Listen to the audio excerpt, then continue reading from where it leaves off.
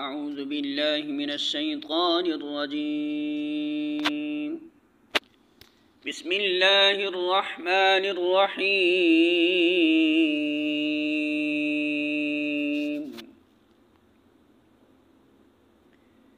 قل أطيعوا الله والرسول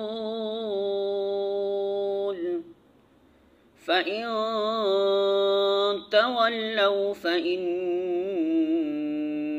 اللہ لا يحب الکافرین۔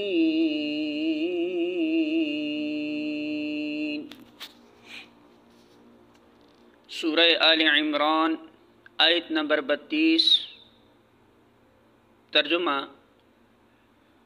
ان سے کہو کہ اللہ اور رسول کی اطاعت قبول کر لو، پھر اگر وہ تمہاری یہ دعوت قبول نہ کریں تو یقیناً یہ ممکن نہیں ہے کہ اللہ ایسے لوگوں سے محبت کرے جو اس کی اور اس کے رسول کی اطاعت سے انکار کرتے ہوں۔ سورہ آل عمران حاشیہ نمبر 28۔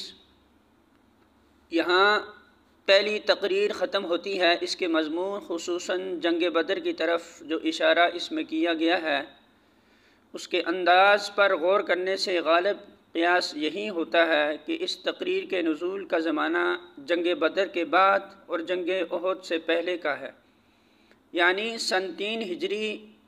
محمد بن اسحاق کی روایت سے عموماً لوگوں کو یہ غلط فہمی ہوئی ہے کہ اس سورت کی ابتدائی 80 آیتیں وفد نجران کی آمد کے موقع پر سن 9 ہجری میں نازل ہوئی تھیں، لیکن اول تو اس تمہیدی تقریر کا مضمون صاف بتا رہا ہے کہ یہ اس سے بہت پہلے نازل ہوئی ہوں گی۔